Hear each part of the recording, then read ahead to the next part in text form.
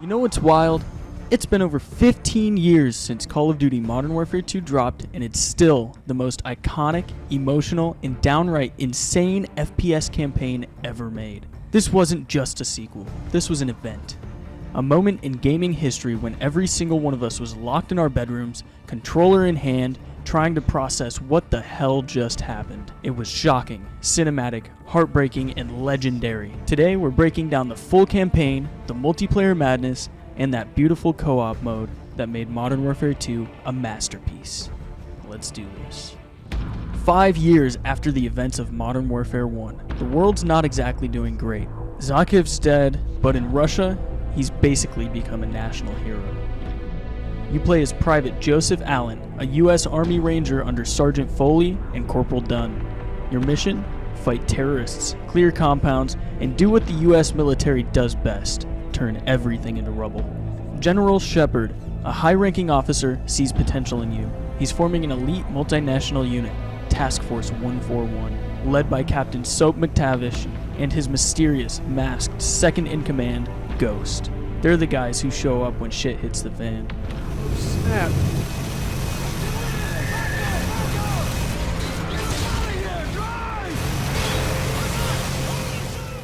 Then comes the mission that changed gaming forever. You go undercover as Joseph Allen, infiltrating the inner circle of Russian ultranationalist Vladimir Makarov. He turns to his men and says, "Remember, no Russian." It's haunting, it's disturbing, and it's one of the most controversial levels ever made. But Makarov, he's one step ahead. He knows Allen is a spy, kills him, and frames the US for the massacre.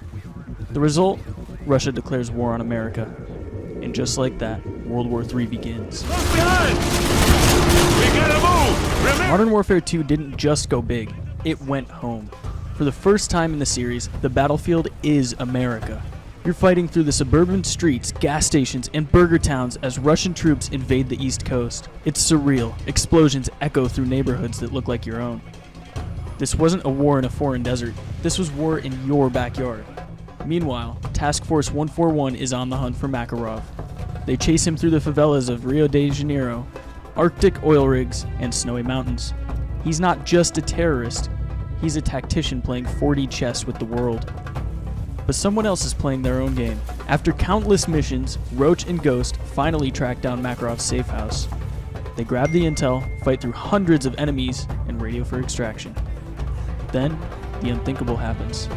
General Shepard, the man you've been following this whole time, betrays you. He murders Ghost and Roach, burns their bodies, and steals the data. Good. That's one less loose end.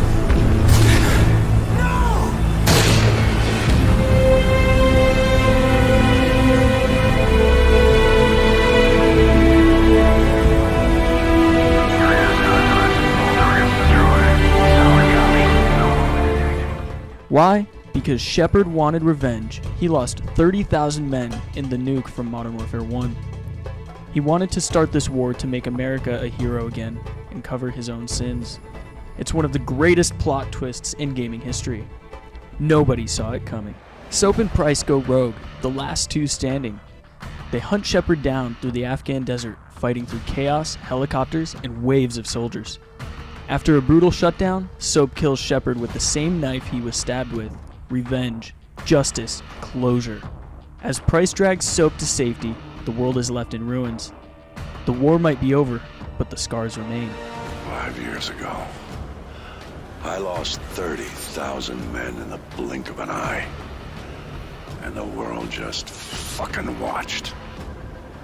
Tomorrow, there will be no shortage of volunteers, no shortage of patriots. Now, let's talk about the other half of Modern Warfare 2's legacy, the multiplayer.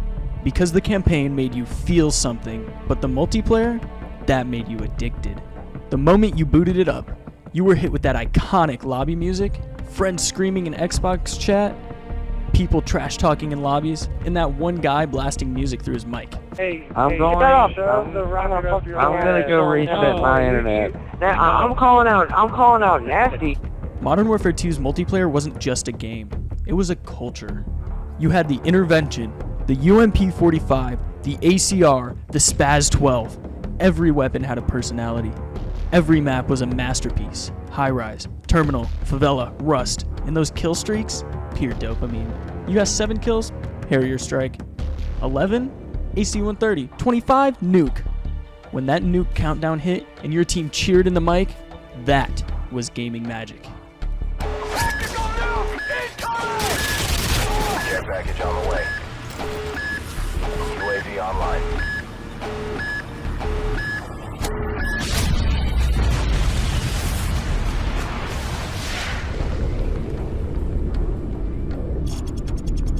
But MW2 was broken, and that's why we loved it.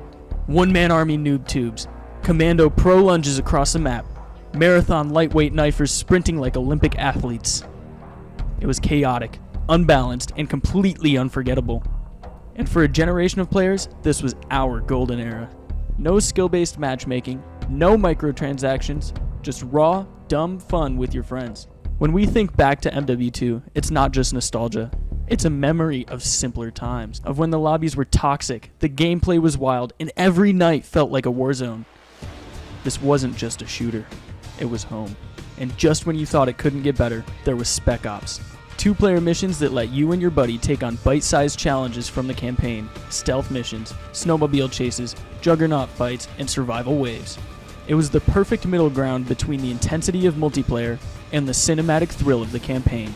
It taught you teamwork, patience, and how to scream at your best friend when he gets spotted by the juggernaut again. Spec Ops wasn't flashy, but it was fun, and it rounded out what many still call the greatest Call of Duty ever made. Modern Warfare 2 was lightning in a bottle, a campaign that made you feel, a multiplayer that made you addicted, and a co-op mode that made you laugh. Even now, no matter how advanced graphics get, no matter how realistic future games become, nothing will ever hit like MW2 did. It wasn't just a game, it was a generation. Thanks for watching. If you felt the nostalgia, drop a like, sub for more, and remember, stay frosty.